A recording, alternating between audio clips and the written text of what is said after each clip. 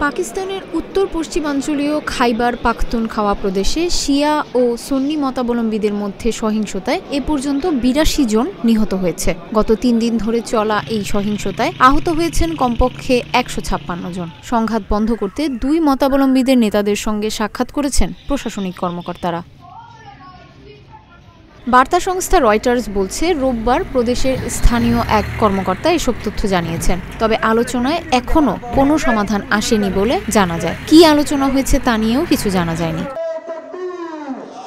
পাকিস্তানে শিয়া সুন্নির বিরোধ দীর্ঘদিনের, তবে চলতি বছরের জুলাই থেকে সেই বিরোধ সহিংস রূপ নিয়েছে। প্রাণ গেছে বেশ কয়েকজনের। গত বৃহস্পতিবার খাইবার পাখতুনখাওয়া প্রদেশে শিয়া যাত্রীবাহী গাড়িতে বন্দুকধারীদের হামলায় ৪৩ জনের প্রাণহানির পর সহিংসতা ছড়িয়ে পড়ে।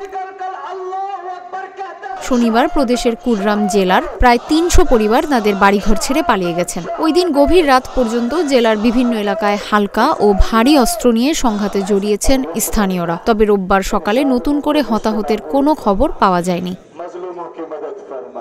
স্থানীয় ওই কর্মকর্তা বলেছেন, কুররাম জেলা জুড়ে মোবাইল নেটওয়ার্ক স্থগিত করা হয়েছে এবং প্রধান সড়কে যান চলাচল বন্ধ রয়েছে। সুন্নি সংখ্যাগরিষ্ঠ পাকিস্তানে উপজাতীয় ও পারিবারিক বিবাদের ঘটনা প্রায়ই ঘটে। দেশটিতে শিয়া সম্প্রদায়ের সদস্যরা দীর্ঘদিন ধরে বৈষম্য ও সহিংসতার শিকার হয়ে আসছেন বলে অভিযোগ রয়েছে। প্রদেশে পৃথক ঘটনায় সেনাবাহিনীর অন্তত ২০ সেনার প্রাণহানির মাত্র কয়েকদিন পর সর্বশেষ এই সাম্প্রদায়িক সংঘাতের সূত্রপাত হয়েছে।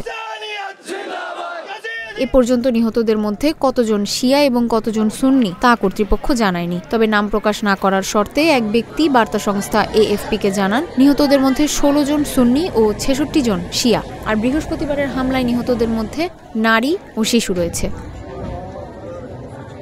স্থানীয় এক নিরাপত্তা কর্মকর্তার বরাতে ব্রিটিশ সংবাদ মাধ্যম BBC বলছে, সমঝোতা করানোর জন্য এরই মধ্যে হেলিকপ্টার এসেছে, কিন্তু সেটি অবতরণ করার আগেই তাতে হামলা করা হয়। তবে খাইবার পাখতুনখাওয়া প্রদেশের তথ্যমন্ত্রী মোহাম্মদ আলী সাইফ বলছেন, আলোচনা চলছে, সমাধান আসবে।